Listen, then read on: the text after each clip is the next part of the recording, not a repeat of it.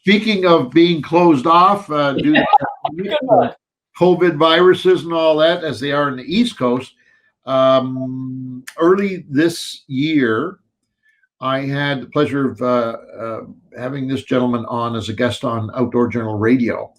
And the reason we brought him on, because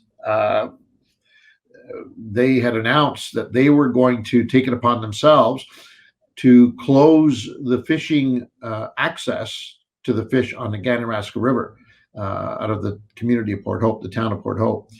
And so we had him on to talk to us about it. And it raised quite a big kerfuffle, as we all know. But they did it, and it worked. And now it worked so well that they would like to use that same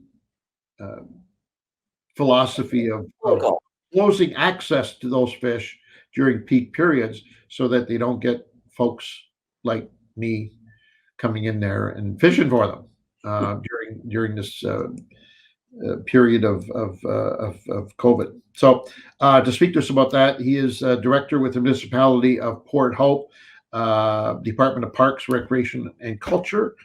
His name is Jim McCormack. Hey, Jim. Hey, guys. Good. How are you? Good. So first of all, let's talk about what happened early in the year with the steelhead run. That, you know, I'll be honest with you, I was a kid. I remember my dad taking me there to see this phenomenal run of steelhead that you folks had in the town of Port Hope. So it's been around for at least 55 years, I'm going to say. I'm thinking somewhere in that area. But in 2020, I believe for the first time, you guys shut it down. Opening season was not available for anglers to come and experience it. How did it go? It actually went quite well. We were quite pleased that visitors coming to our community respected the decision of council to close access to municipal properties that border the river. I would say it probably didn't go over quite as well with our residents because unfortunately they weren't able to access our trails and those specific parklands. Right. But it was a matter of ensuring that we didn't have large crowds traversing up and down our trails, and there are areas along our trails where you could access the river and be on federal property, excuse me, where we really wouldn't have a say in it. So that was the decision that was made. But when you explained it, residents, they understood and they appreciated it. But it was a fairly short closure. It was only, I think it was about 3 weeks. And we reopened the parks, and people have been out enjoying it ever since. Hey, Jim, you mentioned I want to see if you talk to the people or got a feel for the people about comparing. Yeah, we're pissed off that you took away our walking areas but you're not letting all these other people come in to put the possible spread. Was there a balance there? They said, yeah, you know what? I'll give up my little walking area for a bit because you are doing the right thing. Did you get that kind of a comparison, or were there some people that just said, why are you doing this? Why? No, absolutely. The majority of people, some people just didn't understand perhaps. But I spoke to a lot of people, whether it was on the phone or via email. And once you explained to them, the intent and the purpose of what we were doing and why, they understood. And we certainly have other opportunities for people to walk. There's a number of other areas where people can walk on our trails. Yeah. And it was a sacrifice that we're all making sacrifices when it comes to this pandemic.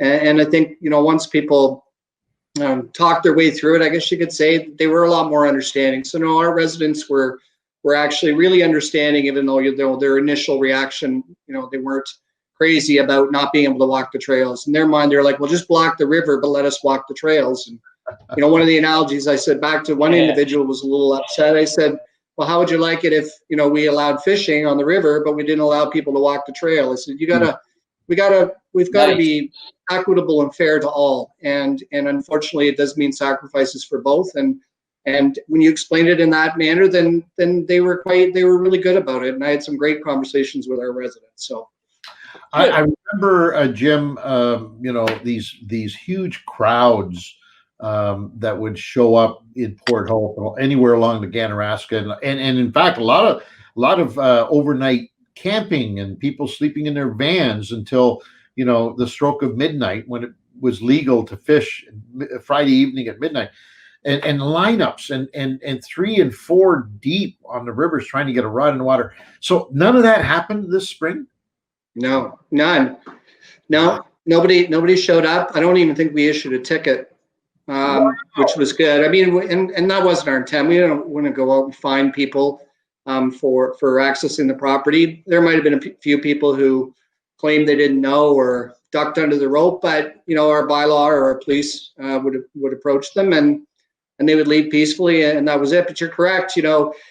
I would say, though, to be honest, Angelo, that the numbers that we used to have, like when I started here 23 years ago, I remember them setting up tents in Optimus Park, right by Jocelyn Street, by the Molson Street Bridge, on the Monday morning before the opener. And by Friday afternoon, that park, there was people in the outfield, there was people everywhere. And it's slowly kind of died off a little bit. I don't know why. If people are going to other areas, so there isn't as much interest, but we actually have it in our parks bylaw, because our parks bylaw, there's no camping permitted on any municipal property, but we have an exemption in our bylaw that says for the 4th Saturday of the month in April, people can camp in these specific parks. We're one of the few municipalities that permit it, because we do welcome anglers.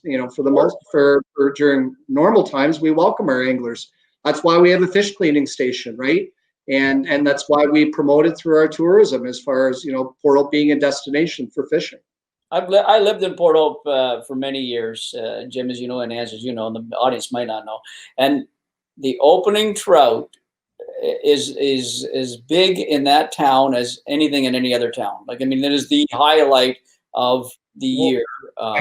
Except for float your fanny down to Ganny. I agree. That's very popular too. But I think, and Jim Bill will tell us, I think the opening trout would probably dwarf that. And that's in my opinion. Just with people, no. Float your fanny? No, Yeah. Float your fanny. We get about 10,000 people. Really? Yeah. My mistake. What about with the opening trout then? What would you get for that? It's probably in the. It's hard to say. I would say probably in and around 1,000 for that weekend ish. By the way, in that range. Now we're talking. Okay, maybe that's modern. I'm talking modern day. Back 20 years ago, Pete. Yeah, it was a lot busier. Then you're probably in the 3,000, 4,000, 5,000 people on that river fishing. Oh, for sure. yeah. For those of you who are not familiar with what we're talking about, go online and check it out. It's called Float Your Fanny Down the Ganny. It is a must-do. It's a bucket list deal. It is. That does not involve a whole lot of skill. Some folks might say it doesn't involve a whole lot of brain matter, but it is, without question, one of the most fun-filled events anywhere in Canada. And anybody can come in and participate. So I'll give you a tip. Rent or buy a wetsuit. Because if you do it and you don't have a wetsuit, because me and my buddies, the first year we did it, we didn't have wetsuits. Let's just go and give her. My God, we have never been so cold in our lives. All of us in that whole raft were like, what in the hell is so fun about this? But once we learned the wetsuit thing, it was fun. And this year, for the first time since 1981, that event was canceled. Wow. Yeah. Such a shame. Yeah. Such a shame for sure. All right. So that's behind us now. Let's move down. First of all, I'm assuming it was considered to be a success. I mean, as much as you can, say canceling an event like that is successful. But in terms of health, did it have the results that you were looking for? Absolutely. I mean, the objective was to basically restrict people from coming to our community and spending time in our community. So from that perspective, yes, it did work. Really, the anglers themselves, even them, they were, they understood. They were, they didn't like it, and I don't blame them. I wouldn't like it either, but they understood. And so I would say, yes, it was a success. It achieved the objective. The numbers in Port Hope have remained very low, and in Northumberland County for that matter. I know there was a recent case just last week in Northumberland County in our area, but the numbers have remained low throughout the pandemic in this area. Okay. How was the social media backlash? Did you get lambasted at all? Well, maybe not so much me, but certainly councils. There's a lot of very negative comments on there about council and their decision making. A lot of people questioning council's authority to do so, but it's very clear in the Municipal Act the council has the right to govern and pass bylaws with respect to use of their properties. Right. You know, no different than we restrict other things in parkland. You know, we don't permit people to practice golf, as an example. So they certainly do have that authority, and they've exercised it. And I know a lot of people think it's an overreaction, but for anybody who's been in Port Hope, particularly in the last, you know, especially in the last 5 or 6 years, it is unbelievable how many people are in our community, especially on the weekends. We're talking thousands and thousands of people. And I want to make something really clear, because there's been a lot of people saying they're picking on fishermen. They don't like anglers, and that's the furthest thing from the truth. You know, we've been working for the last 5 years to try to address some of the illegal and unethical behaviors. And Angelo, you and I talked about it on the radio about 4 years ago. And we have a working group with representatives from the Ministry of Natural Resources and Forestry, the Ontario Federation of Anglers and Hunters, the Conservation Authority, our local Port Hope police and staff to try to address the issues through increased enforcement. Our Port Hope Police Service are now trained to enforce the Fisheries Act and the fishing regulations in Ontario.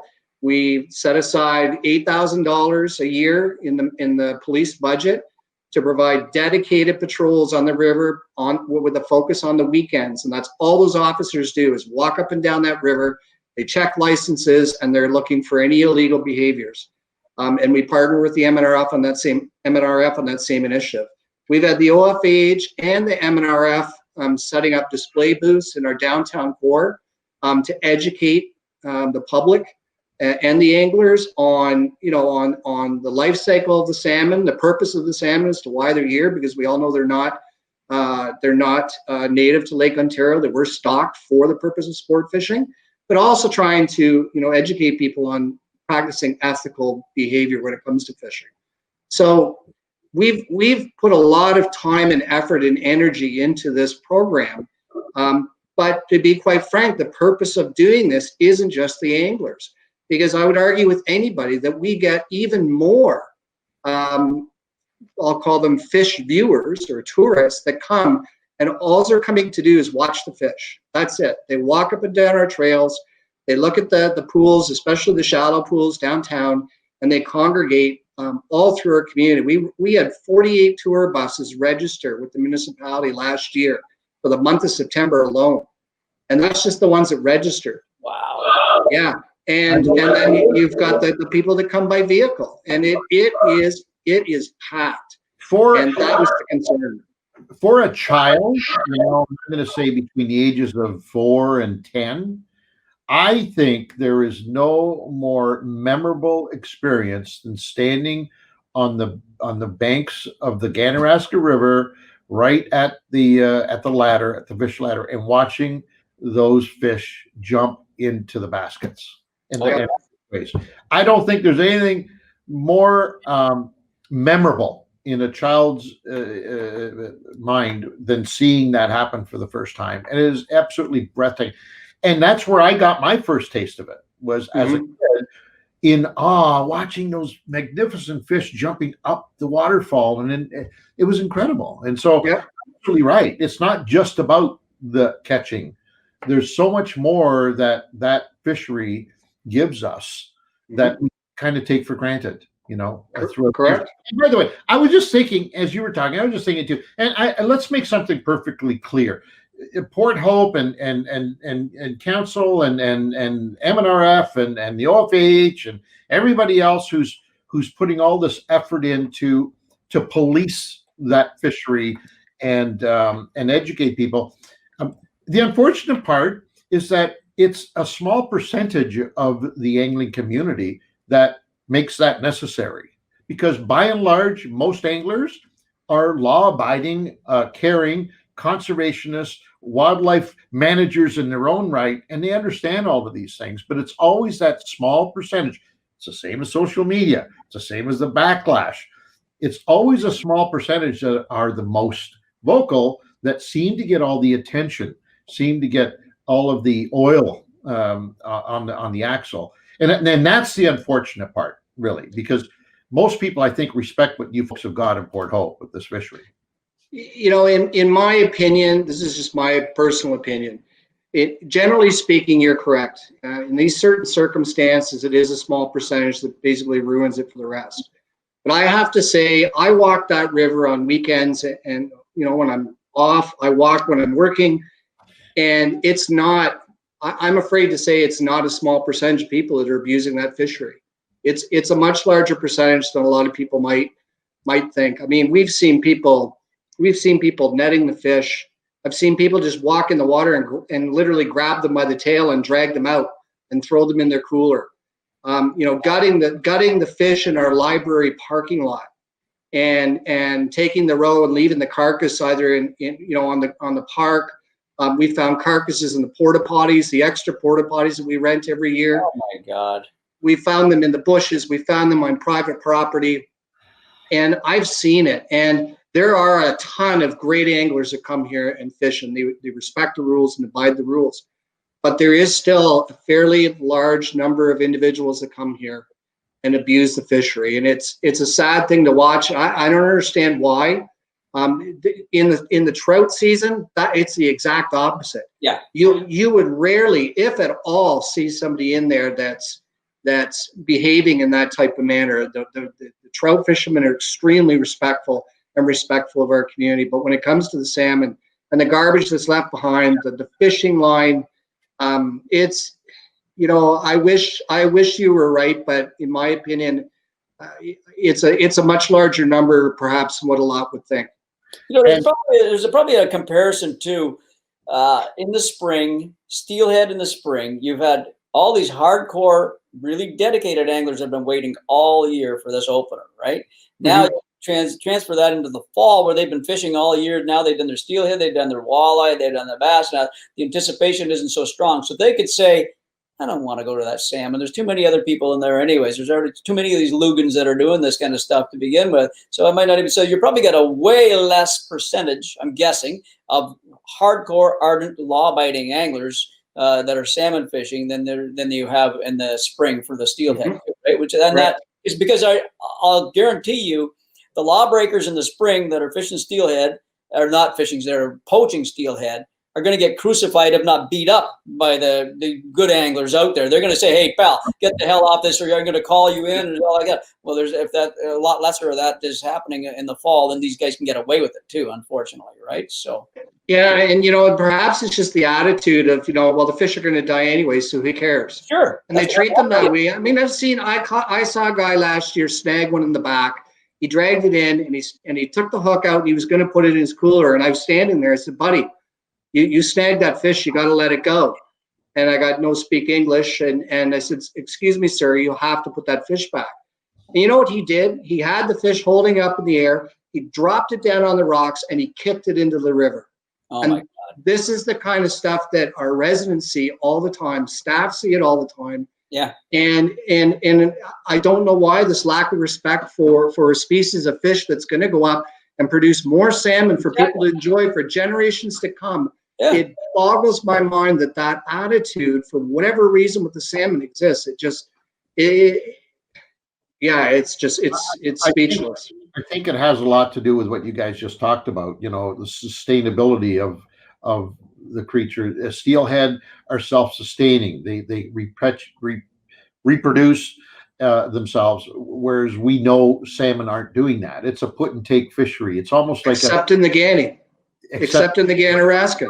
They do not stock salmon and haven't for what, 30 years, 25 years? Don't know that. By and large, the perception is that salmon are not self-sustaining, right? It's take fishery. It's there for our enjoyment, right? And we can do whatever the hell we want with it, and therefore it's attracting a different type of user. I agree, and that is a problem.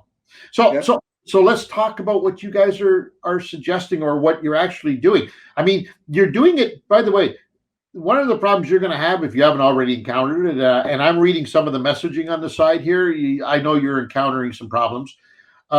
is that it's one thing to do it in the spring of 2020 when the entire planet is on the verge of shutting down, and we have this unknown monster that is preparing to attack us called COVID-19, and we just don't feel safe. Let's hunker down. That's fine, although it wasn't fine. You got some backlash too, but at least it was acceptable. Now the problem is that, according to our chief medical officer, we're okay, and in fact we can assemble in larger groups, and in fact we are in stage 3, and we can go to restaurants, and we can do all of these things. So I can kind of understand why you'd get some backlash now, because they're saying, okay, enough is enough. You did it in the spring and we bought in and we're fine, we got through it. But don't do it now when the whole province is seemingly wide open. That would be your problem, I think. Yeah, you're absolutely correct. But as much as our health officials are saying, hey, we're in stage 3, we can start to loosen restrictions, we're still not out of the woods. And that's been made very clear by the health. Like, we need to be diligent, and we need to continue to ensure that people are practicing safe social distancing and following all the guidelines of Health Canada. We're seeing an uptick already in Ontario now, over the last week and a half. And knowing full well that, from what the health officials are telling us, that the likelihood of a second wave this fall in September is extremely high with the kids, especially with the kids going back to school. Yeah. These are all the deciding factors in why Port Hope looked at that. But we're not talking about the spring trout fish with a few hundred anglers. We're literally talking about thousands and thousands of people descending on Port Hope. And council, didn't matter what decision council made, they knew that the decision that they made was not going to be popular, and that people were going to be upset one way or another. I provided a report to council and said, look, here's your options, and you need to provide staff direction. And one is basically status quo, and close the fish ladder off, because the Conservation Authority had already indicated they wanted to do that. And status quo, when we would put extra signage up, and we would have a public awareness campaign as far as, if you're coming to Port Hope, make sure you wear a mask and social distance and do all of those things. Or council, your other option is do what we did in the spring and shut it down. So that was 2 of the recommendations. But the third recommendation was that we open it up for the public, and we allow the public to provide their input and their comments. And so we did that. And that public consultation period was open for a month, because council wanted to get a gauge of the community and what their reaction was. And of the comments we received, we did where people could write in, and we received about 185 comments, and 62% of them said shut it down. And I read every single comment, and people were saying, you know what, it sucks that I can't walk on the trail. I don't like that, but I get it, and we want to keep our community safe. We don't want to promote the spread. We also did a bang your table poll, and we had over 210 responses. And again, 70% of the respondents said shut it down. So council looked at all of that, and they had a tough decision. I know, speaking to individual members of council and the mayor himself, they struggled with this one. Like, it's a tough call, but I think in the end, from their perspective, they just didn't. And listening to the residents, that there was just concern that we are still in a pandemic, no matter how you cut it. And this probably is not the right time to be inviting people to come to our community in such large numbers. And in the end, that was a decision that they made. And I mean, last weekend was a prime example. A member of council counted 250 people down on the East Pier within a stretch of 200 meters. 250 people in 200 meters. And that's the problem. That's the problem. And that's right there to nuts. You'll never know it, but by making this decision, you could be avoiding a near catastrophe, right? You're not a catastrophe, we'll say, but and unfortunately you can't tell because you're taking precautions to stop it. But the what if, what if you didn't do that, and all of a sudden a number of infected people came into the community, and it went into the stores and bought the coffees and bought the gas and did all this kind of stuff, and whatever they did, and they forgot to wear a mask and all that, you could have your numbers up higher than you've ever seen, in the entire pandemic so far in a week's time or 2 weeks time. So you're making the right decision. I mean, you gotta kind of be safe here, right? This is an odd situation, so it's scary. It's a tough one. All you have to do is start reading some of these messages that we're getting here, and you see that there's a real mixed opinion on what you just said, Pete. I mean, there's people that are saying, hey, it was just announced there's a vaccine going to be ready in a matter of weeks. Like, we're overdoing this whole thing. We got vaccines in place. We're going to be okay. Let us do our thing. There's still a lot, and they may be. By the way, I'm not suggesting that's wrong or right. I'm just pointing out that thinking may be solid. It may be the right thinking, but or maybe you don't know, Jim. I particularly took an awful lot of heat. The same time you were getting shot. I know you did. I read it. Shot from the back. Okay, so I'm very familiar with how quickly this thing can turn and get ugly real fast. But here we are 5 months later. We're still discussing: is it real? Is it not real? Is it safe? Is it not safe? Do we have a cure? Do we not have a cure? Are masks really hurting, or is it a hindrance to this whole process? There's the same questions that were there 5 months ago are still there now. So many unknowns. Yep. Yeah, I can understand the emotions that go through this process, and why people will make comments like I'm seeing here now about this. I'm not. However, I still stand with the position that we took early in the year, and that you took in April, whenever it was, and that is that for the sake of this one season, for the sake of this one little personal satisfaction that we get from doing an event like the opening of Steelhead on the Ganney, or the fall salmon run on the Ganney, for the sake of that one moment where it's greed. Listen, I fish because I'm greedy. I fish because I love what I feel when I'm out there doing these things. I love being there. So if that's not greed, then I don't know what is. I'm not doing it for you, Jim. I don't go fishing for you. I'm going fishing for me. So as far as I'm concerned, that's greed. I do it because I love it. I love how I feel.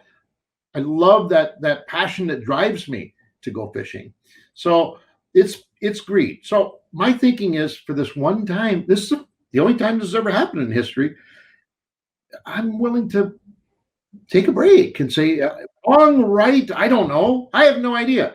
But I know that if I take a more cautious approach, I should have better results when it's over. So that's kind of the way I look at it. But having said that, I can understand what they're saying there. I'm reading comments.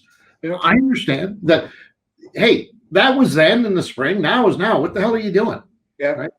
So. Yeah, but and like I said, council had a really tough decision to make, and either whatever decision they made they were gonna take heat.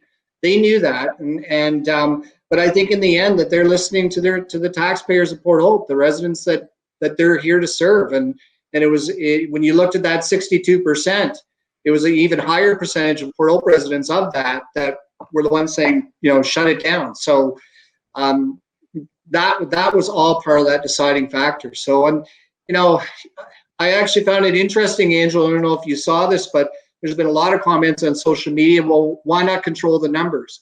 And I said, well, how are we supposed to do that? Yeah. With thousands of people descending on our community, and again, not just the fishermen, the tourists that come too, but there's even people saying they should have a fish pay to fish. And I'm like, really? Because the last time we had this discussion on this radio station, that came back loud and clear. The angling community were like, absolutely not, no way. And council said, okay, we won't implement it. But it's a tough one. I did read one thing that was very interesting, though. I got to tell you, and I bought into it. I thought, yes, I could do this. And that was a lottery. Yeah. That was a lottery, a pandemic lottery where people would have to submit.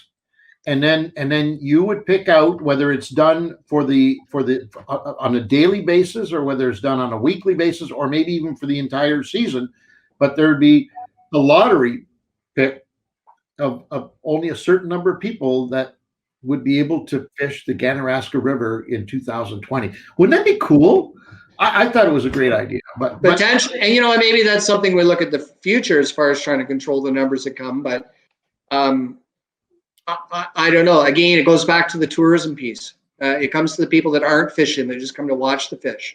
And how do you manage that? How do you stop a tour bus from pulling off the 401 and coming into our community? It's a tough one. You can't run a lottery for that. That's for sure. You know what I mean?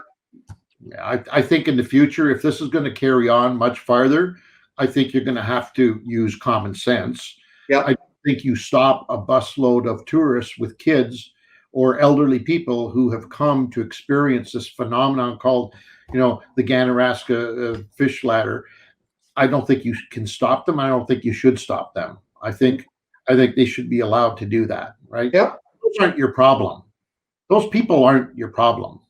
By and large, if you can contain them in that one area, it's not like they're walking up and down the river and mingling with everybody. There's a very specific area that they're going to be going to experience this. You almost have to keep them. You have to let them do. I don't know. It's my opinion. You can't contain them 100%. If you have local kids in the river that are just doing something and they're all mingling, and all of a sudden this bus is, everybody gets infected because they're all together in the spot, and then just brings more into Port Hope too. So and those tourist buses don't just go to the fish ladder. They'll go there first, and then they'll come downtown and park downtown at Lakeland Place beside Town Hall. And then they'll walk up and down through the shallows, from Rotary Bridge up to Ontario Street, which we all know is fantastic viewing as far as those pools, and you can watch them going from one pool to the next, to the next, to the next. So it's a tough one. It really is. Economically more beneficial, Jim, the spring steelhead or the fall salmon in the last couple of years? Which more economically beneficial? Is there one over the other? Probably, I would assume the salmon, just because the sheer volume of people is much higher than the spring run. Okay. So I would think it's that. We've only had one business that's complained as far as the decision the council made to close down, which I did find a little interesting. It's hard to gauge the tourism money that's spent, not just from anglers, but the tourists that do come. Yep. We know our foot traffic is at its highest number in the month of September through our downtown core. But even right now, as of right now, our numbers are up about 20% as far as foot traffic, but our marketing and tourism departments contributing maybe some of that to, at least, a lot of residents are staying home, right. Staycation and maybe exploring through the downtown. It's hard to say what that impact is. Huh. Interesting. The province is going to have a difficult time moving forward not just because of the pandemic itself, but I think they're certainly in Northern Ontario, Northwestern Ontario in particular, and I think to some extent here in the South as well. We're finding out just how big this thing is that we call fishing. We're finding out how important it is. In some communities, it's the economic engine that drives the whole deal. In Northwestern Ontario, fishing is, in some cases, 75% of the income of a community is attributed to fishing. Pandemic has put the spotlight on this, and I think moving forward, I think in the future, it augurs well for the fishing industry, because there's going to be a little more attention paid to it down the road by governments in general, because it's a big part of our economy. Sure. And, obviously you guys are no exception to that. It has been for years in Port Hope. So you've got an interesting conundrum on your hands, my friend. I don't envy you. I think as we move, we have closed the parkland. It's all been closed off. Done. Okay. So we did initiate that on I guess it was on Wednesday, after council. Here's the problem. Moving forward, you're going to get a lot of heat. I can tell right now you guys are under fire, and you're going to get a lot of heat from here on in, and you're going to do the best to zig and zag and dodge and all that stuff. But my biggest concern is, what do we do in the spring now? Good question. Good question. We actually had a letter from our Float Your Fanny Down the Ganny committee asking the same thing, because they want to start planning and they go, what do we do? And I wish I had that crystal ball to say, wow. Nobody has that crystal ball right now, boys. Nobody has that. Nope. Wow. Worldwide. I don't think until there's a vaccine. Yeah, exactly. And even that, who knows, right? I mean, how many people get involved with it? It's according to some of our astute audience members, that vaccine is here and we'll be using it in November. So there was somebody that said, "Don't bet your last dollar on it." They've already had it. As soon as somebody said that, the next guy said, "Yeah, okay, go ahead. Let's see how that happens. How that works out for you." So I'll leave it up to you, Jim.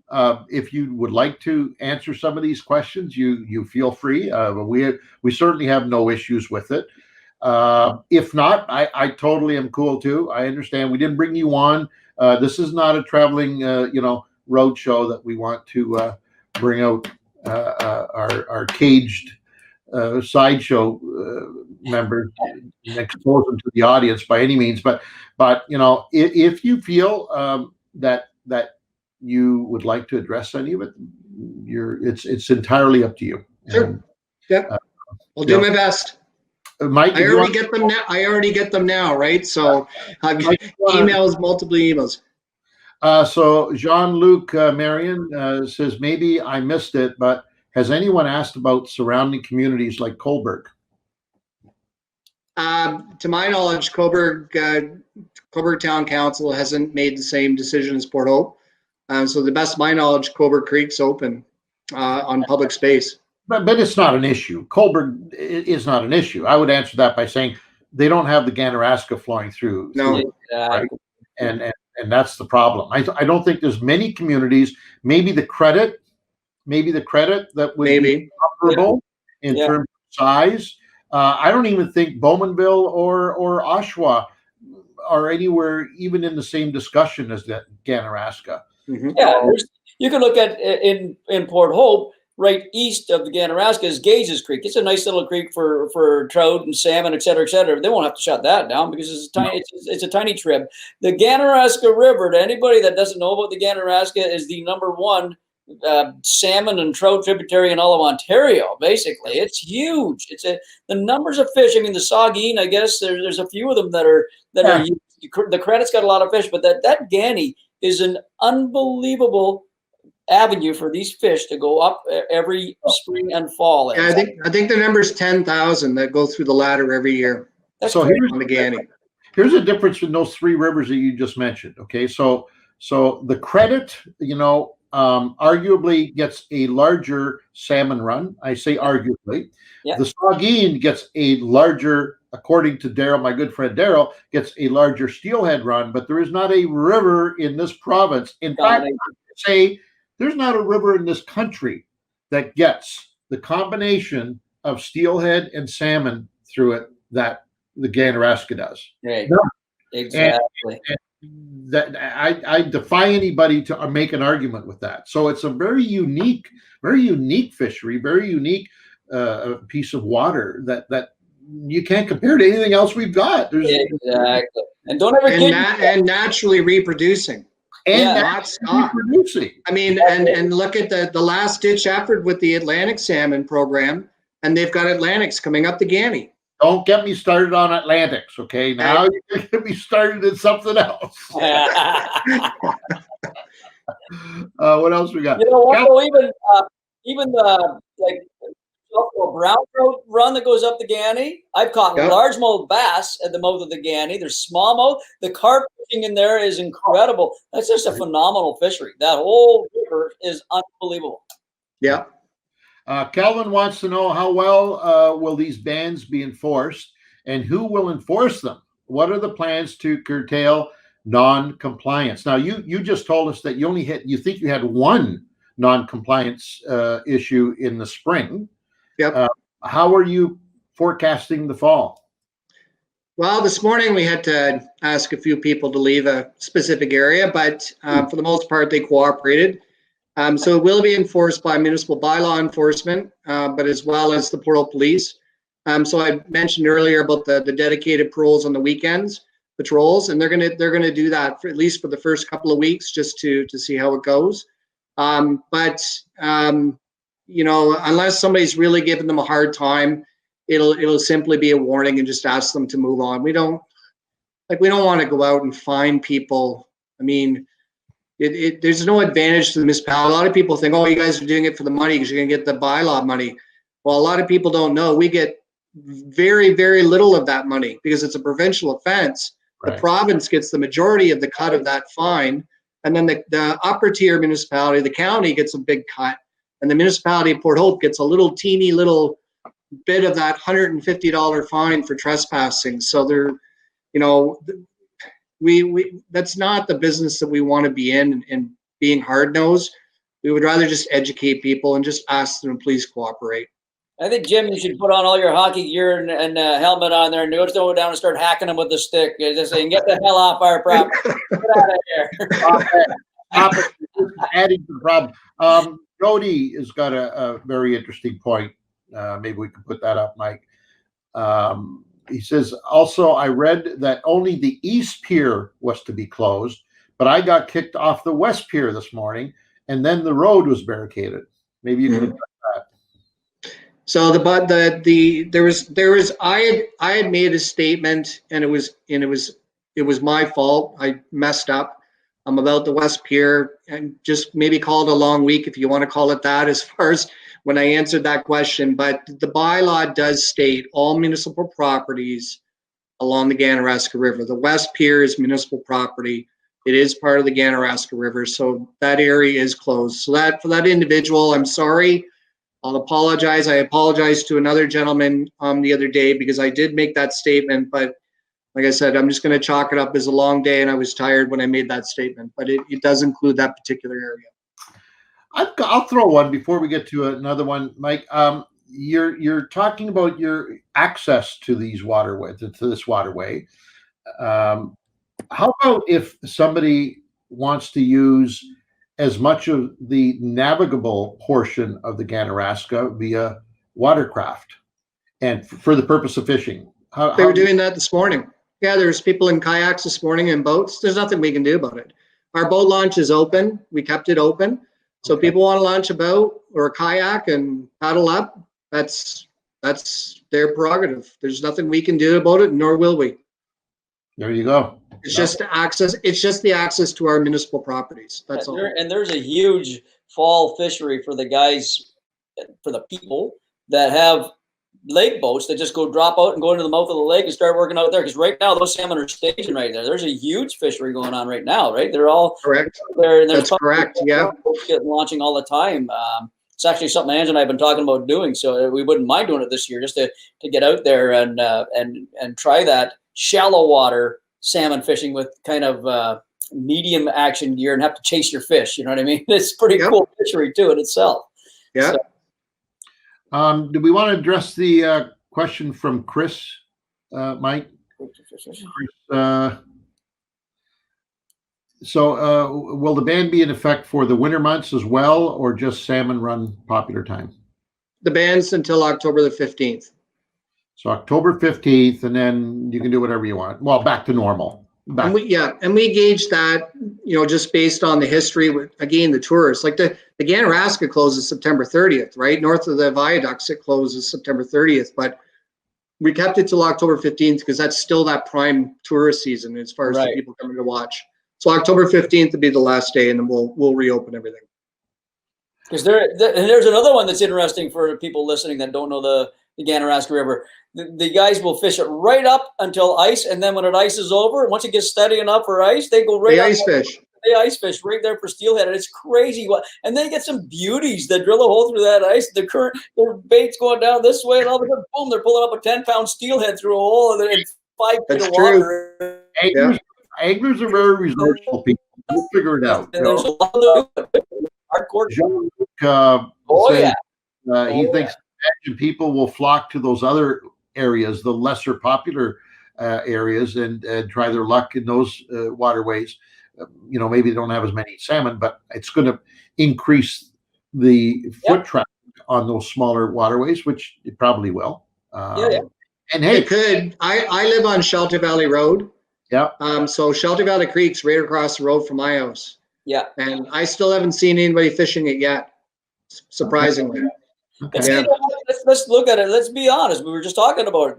That Chinook salmon run in the fall in the Ganaraska River is world class. Mhm. There are so many big. I mean, I've experienced it. I live there, like I said, and I do the same thing. I go down and watch them a lot of times. Just watch these 30-pound fish.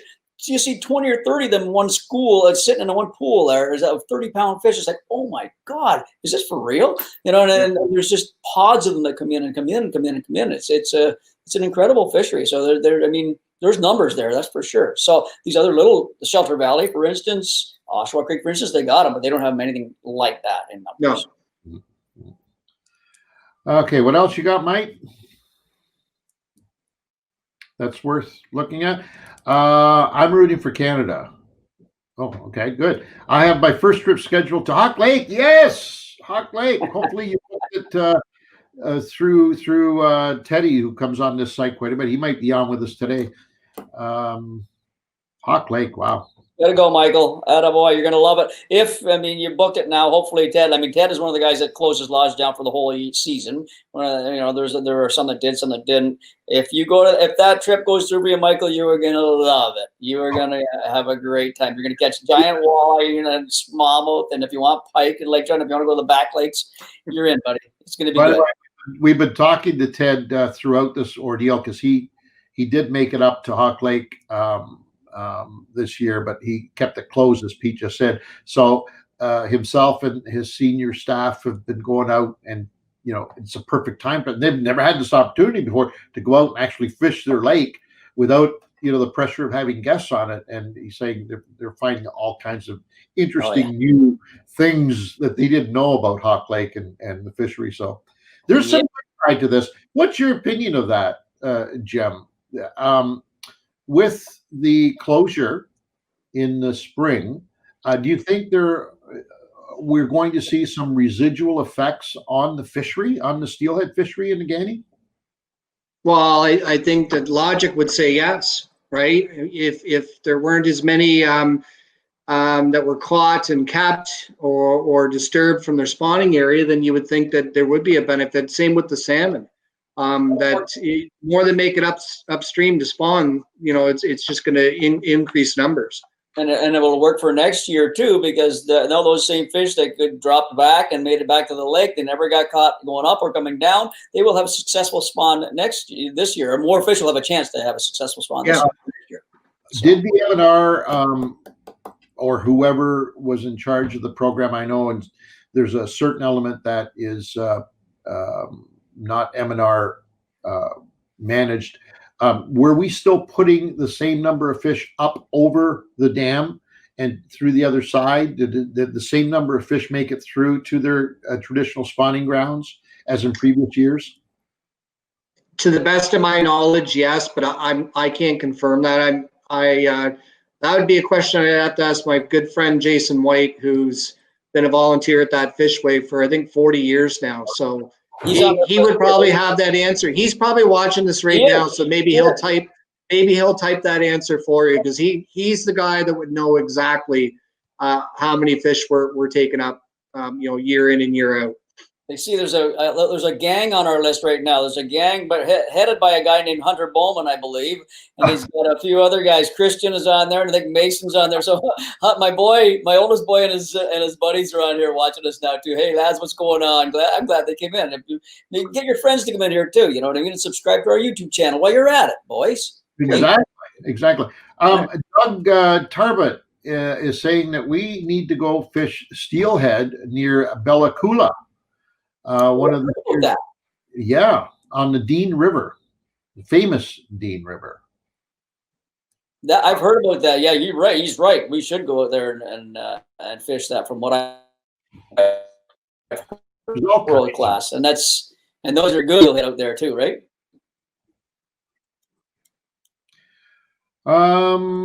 Okay. I think we're just about. There's more questions here. But I don't mean to cut you off, but we are at 2:00. We're supposed to be we can send people to our website, which has an article, a quick article, and it also links to Jim's website as well. So if you want, you can leave comments on ours. Jim can probably stay in touch with you through our site, or you can get a hold of Jim through their website as well. So it'd be a nice way to keep this going. Give your opinions, give your high fives if you like it, et cetera, and you can stay in touch with Jim on that. So. Jim, want to thank you for joining us today. You were very gracious with your time, and we do appreciate it. I won't say I know what you're going through, but I had a bit of an inkling of it myself earlier in the year, so I kind of know how it feels. You think you're doing the right thing, you think you got it all under control and on top of it, and then you find out that a lot of people don't necessarily agree. Wrong, right, or indifferent, you're making a stand. The town of Port Hope is making a stand, which is very cool because I think it's very significant.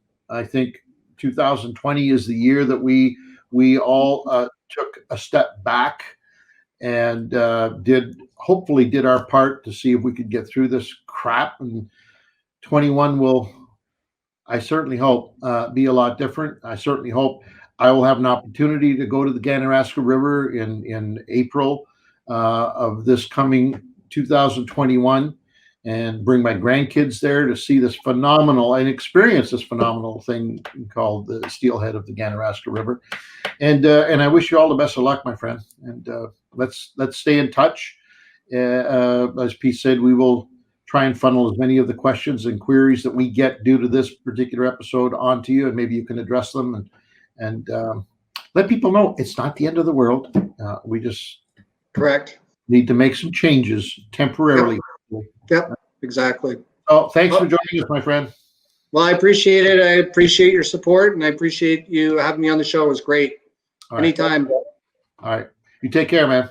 Yep, you too. Jim McCormack from the town of Port Hope. Port Hope, Ontario.